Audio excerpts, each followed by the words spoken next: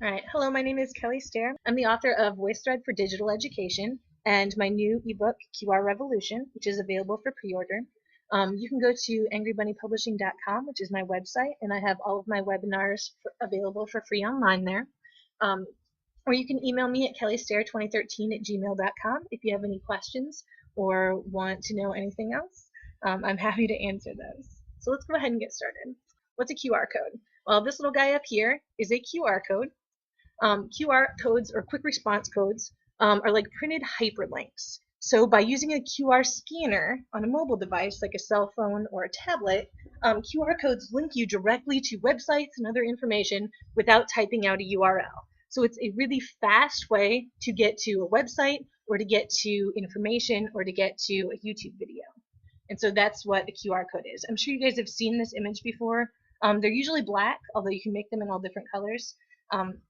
And so that's what a QR code is. I'm going to do a real quick, and hopefully I'll be able to show you, demonstration of how to do a QR code and how to make one. If you go to www.qrstuff.com, it's my favorite web generator site for QR codes, and it's very simple and it is free. So really quickly, I'm going to open that up and I'm going to switch so that I'm sharing my screen. Share from my computer screen. Okay, in just a minute it's going to let me share my screen. Now everybody sees what's on my screen. Awesome. So this is qrstuff.com. Okay, very, very simple. First off, you pick your data type. Let's say you want to do a website URL. So I'll put my website URL in here for Angry Bunny Publishing. So www.angrybunnypublishing.com. Okay, and then I can embed that QR code or that URL as it is, or I can shorten it. If you have a really long one, like a Google search or something like that, that has a really long URL, you might want to use a shortener on that one. It just makes the QR a little bit easier to read. This is the QR code for this website. Okay, and so now I can pick my color, so I can scroll through and find a color I like.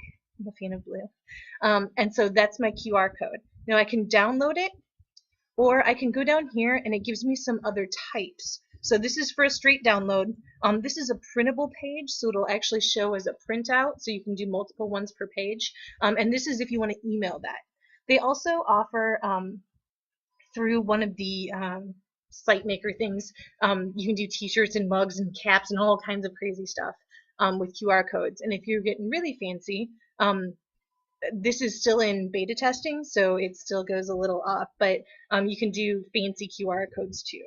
But we're just going to do a simple one. So I'm going to download this QR code.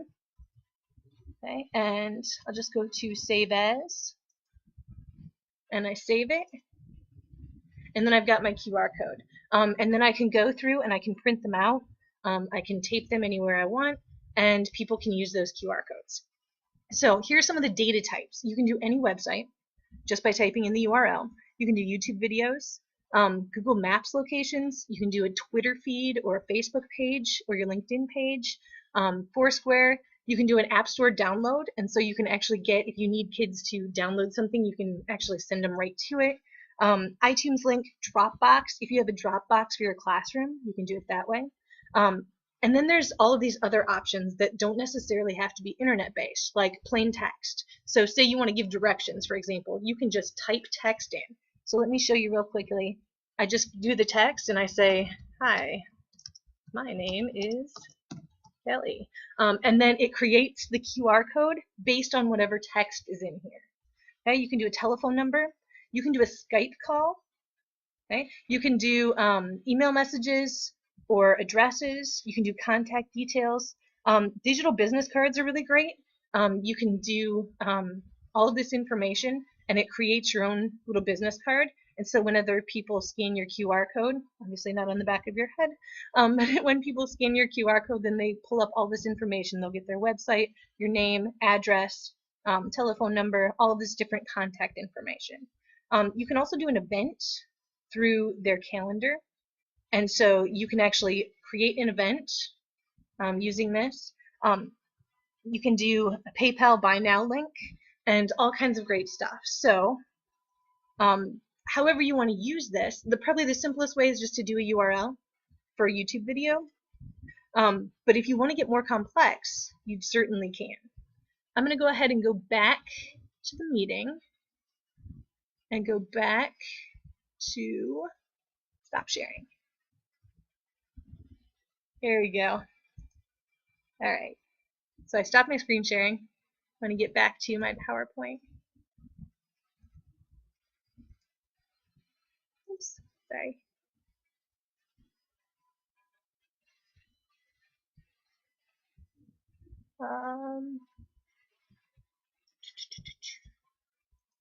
Share my PowerPoint.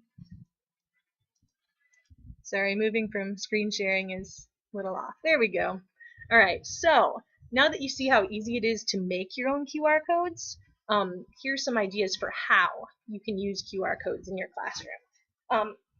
My book, QR Revolution, has over 100 ways to use QR codes, anywhere from classroom uses to coaches' uses to librarians or administrators. But for this presentation, I'm just going to show 10 ways.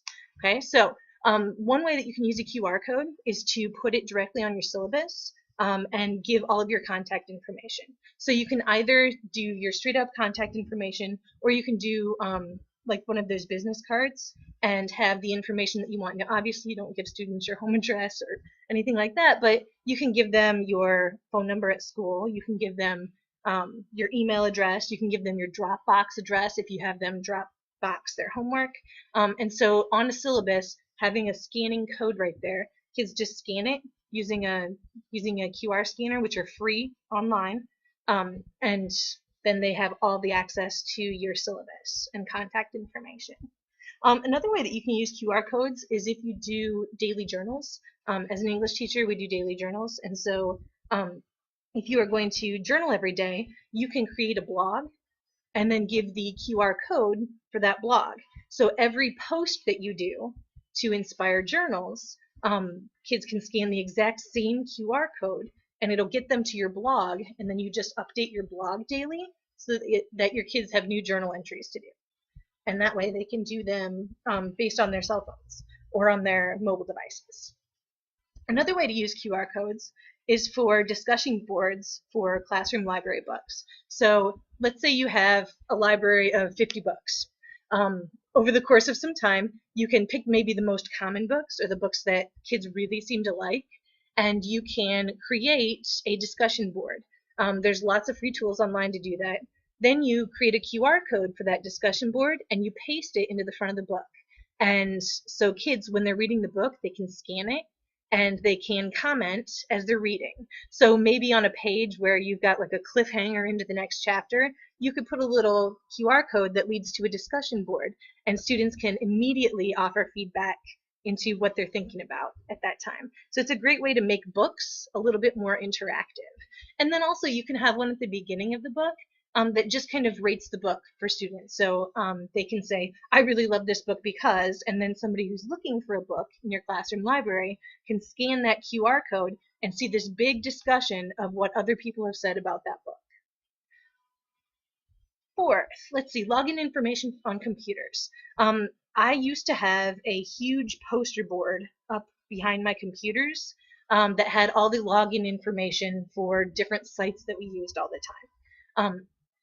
That was really messy and it took up a lot of space, and not everybody could see it from where they were, so I like had to have 3 or 4 posters and it was ridiculous. So instead I can just use a QR code. I can type in the text that I want and I tape that QR code right to the computers. And so if a student is on the computer and they're like, oh, how do I log into this particular site, or what was the name of that site, or whatever, then they can just use their cell phone, scan the QR code, and have that information available for them. So they don't need to get me to tell them how to log in. They can log in themselves. Let's see, YouTube videos or screencasts of homework directions. So let's say you're teaching a math class and you give a homework assignment and you're like, you know what? I know that some kids are not going to understand this homework assignment and they would benefit from some directions. What you can do is you can either make a YouTube video of you teaching the class, or go to Khan Academy and find a video, or screencast your own video and upload that to YouTube. And then on the homework assignment, so you print out a piece of paper with the homework on it, in addition to that paper, you also put a QR code right in the top corner. And that QR code is homework directions for examples, so that kids who need more support can have it just by clicking on their cell phone. I've got 5 more on the next slide, but I kind of wanted to get some feedback. What are people thinking? If you want to just type in the chat, what do you think about those 5 uses of QR codes? I haven't gotten any contact stuff yet, so let me check and make sure that my chat's.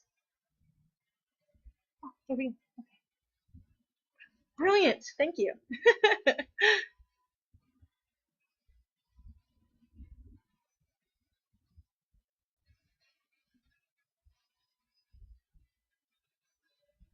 Discussion board, login idea. Anytime you can make it easy for kids to find information without having it written all over the walls, it's a great thing. Especially things that they don't necessarily need all the time. Keep the clutter down. Excellent. Yep. Yep. Clutter free. All right, well, I'm going to give you 5 more ideas for using QR codes in the classroom. One thing that I like to have on hand is either extension activities or resources for kids that are really into a topic. There's nothing worse than having a kid just absolutely love a topic and then you don't have anything for them to do. Like, they want to keep going and you're like, yeah, we got to move on. So I like using QR codes for extension activities or extension resources. So I've got a kid that is just loving the discussion we're having right now. I found some resources in case I had that kid, and I use it as a QR code, and then I can post that QR code. I can hand them a little piece of paper with the code on it, and it says, hey, here's some activities. You can also do this if you're having a little bit more in-depth kind of discussion with lots of resources. Instead of having a QR code for each resource, you can just create a blog page, and then as you upload those resources, the kids can use the same QR code. So you give them a QR code maybe at the beginning of the semester, and you say, look, this is my blog for extension activities. And if you're interested in something that we talk about, I will try to add some activities or some resources that you can learn more on. That way, students can kind of develop their own learning. They can say, you know, I want to learn more about this, and they have the resources available. Another really great use of QR codes is for student reflections on projects. Kids love to videotape themselves, either using the webcam or an actual like cell phone and recording themselves. And so to give them the option of recording a reflection about a project they did, it really helps them kind of organize their thinking about the project as they're doing it, knowing that they're going to be reflecting on it. And it also kind of like wraps it up. It gives it a nice I'm done with this feel, a little bit of closure. But then if you have those reflections and nobody ever gets to see them, students think, well, I don't really have to do anything on that. But if you tell students, look, you're going to do a video reflection talking about this project and your process for working on it and what you were thinking and what you learned, and then that YouTube video, we're going to post it so that anybody can scan it and see your video. So if you have, like, say, a poster project, then you can link a QR code to their reflection video, put it on their project, and then anybody looking at their project can scan that QR code and see their reflection video.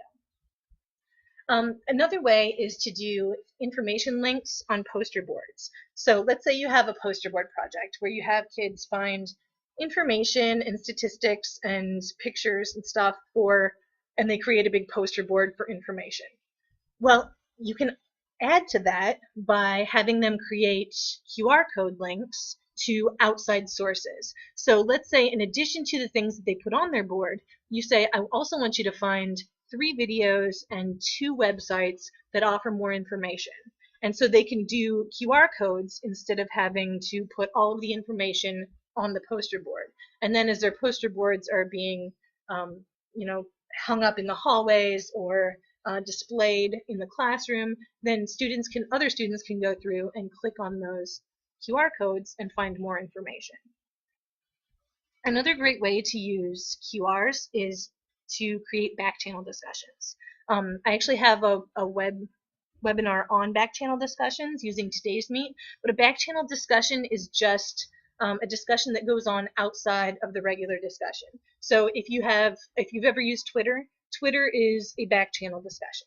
It's not a main discussion. It's a discussion that goes on kind of off to the side, but it is recorded in a Twitter account.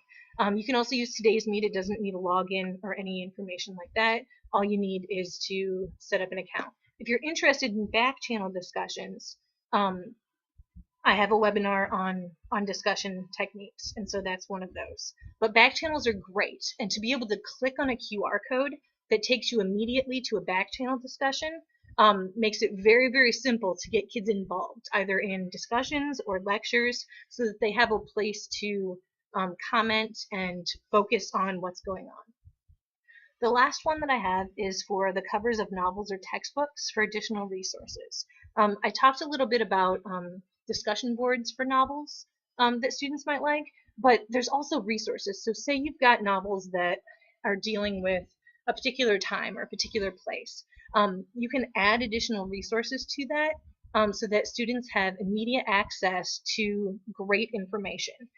If it's a novel that might be a little bit harder, you can connect to like the Cliff Notes or Sparks Notes, or if anybody, excuse me, there are lots of different sites out there that give background information that would be useful for certain kinds of novels or textbooks.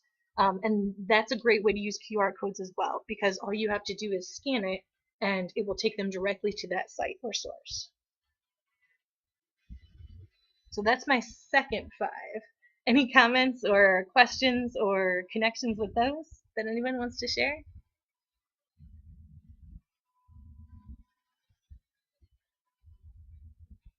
Yes. Yes. Dynamic reflections. Thank you. I love the way that you said that.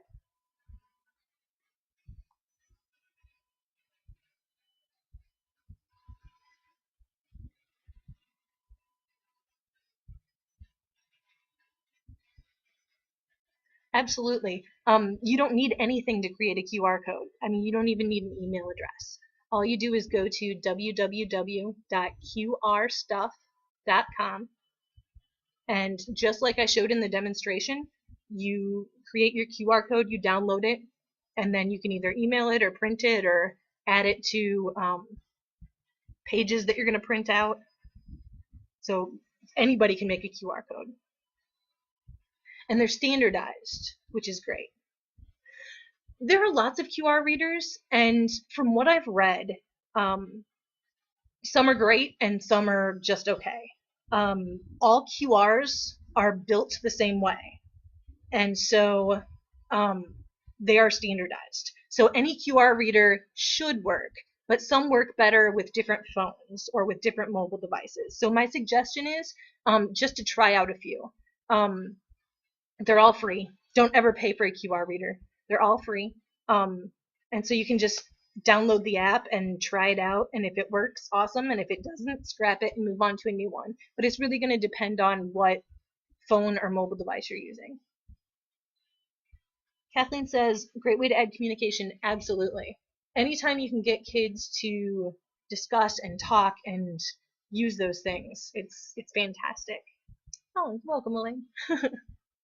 Are there any other questions or comments that anybody would like to make about QR readers?